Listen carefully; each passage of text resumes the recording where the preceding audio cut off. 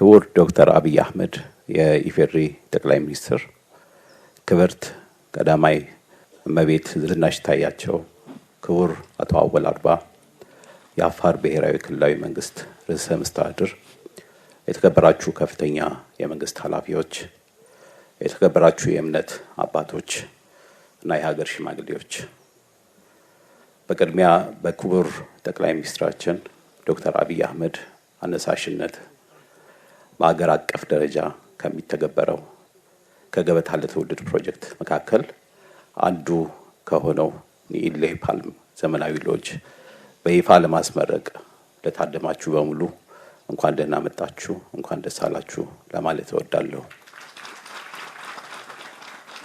እንደሚታወቀው ሁሉ አፋር ክልል የቱባ ባህላዊ ሴቶች እና የድንቅ ተፈጥሯዊ መስህቦች እና ስልጣኔዎች መዳረሻ ነው።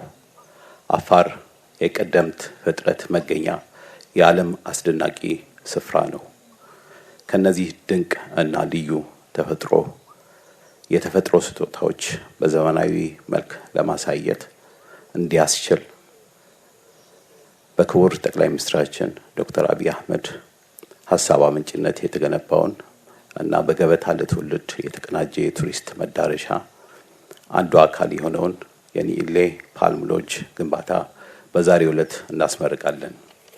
ይህ ልዩ እና ዘመናዊ ሎጅ ከመዲናችን አዲስ አበባ በስተምስራቅ አቅጣጫ 222 ኪሎ ሜትር ርቀት ላይ በአፋር ክልል ውስጥ ይገኛል።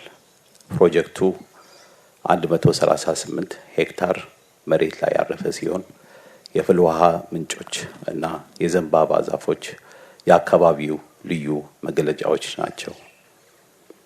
ከዚህም በተጨማሪ ትምህርታዊ፣ ባህላዊ፣ ትውፊታዊ እንዲሁም የቱሪዝም እና ኢኮኖሚያዊ እሴቶችን በመጠበቅ እና በማደስ የህብረተሰቡን አጠቃላይ ተጠቃሚነት ለማሳደግ እና ለማስተዋወቅ ያለመ ነው። ይህ ዘመናዊ ሎጅ የውስጥ ለውስጥ መንገድ፣ 2 የሄሊኮፕተር ማረፊያ፣ ከ6 ሄክታር በላይ መሬት የሚሸፍን የሰው ሰራሽ ሐይቅ፣ የአካባቢ ማስዋብ እና የደን ልማት፣ ደረጃቸውን የጠበቁ ህንፃዎች እና የአካባቢ ማህበረሰብ ተጠቃሚ የሚያደርግ የመጠጥ ውሃ ማበልጸግ ያካተተ ነው። ከዚህም ባሻገር አንድ የስብሰባ አዳራሽ፣ የመመገቢያ ስፍራ፣ የእንግዳ ማረፊያ እንዲሁም የምንጭ ውሃን አጣርቶ ለሎጁ አገልግሎት ለማዋል የሚያስችል የውሃ ማጣሪያ ተገንብቶለታል። ክቡራትና ክቡራን፣ ጥሪ የተደረገላችሁ እንግዶች፣ በዛሬው ዕለት የምናስመርቀው የአዋሽ ፓልም ዘመናዊ ሎጅ ጨምሮ በክቡር ጠቅላይ ሚኒስትራችን ሀሳብ አመንጭነት የሚገነቡ የገበታ ለትውልድ ፕሮጀክቶች ለሀገራችን የቱሪዝም ማንሰራራት አይን ገላጭ ናቸው። የገበታ ለትውልድ ፕሮጀክቶች ሀገራችን በአስደናቂ ታሪኳ፣ በተለያዩ መልክዓ ምድሮቿ እና ህያው ባህሏ የጉዞ መዳረሻ ሆና ይበልጥ እንድትደምቅ የጎላ አስተዋጽኦ ያበረክታል። ፕሮጀክቱ ለአካባቢው ማህበረሰብ ትርጉም ባለው ደረጃ የስራ ዕድል ይፈጥራል፣ ለዘላቂ ልማት እና ብልጽግናም መንገድ ጠራጊ ይሆናል።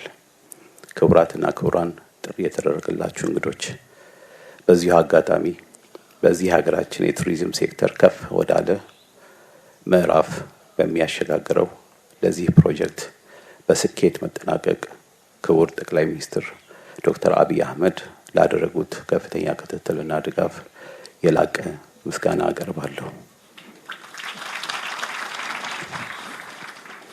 በተጨማሪም ለዚህ ፕሮጀክት መሳካት አሻራችሁን ላኖራችሁ የክልሉ የመስተዳድር አካላት፣ የአካባቢ ነዋሪዎች፣ መሐንዲሶች እና ባለሙያዎች እንዲሁም በዚህ ፕሮጀክት ላይ ተሳትፎ ለነበራችሁ በሙሉ ምስጋና ይድረሳችሁ። አመሰግናለሁ።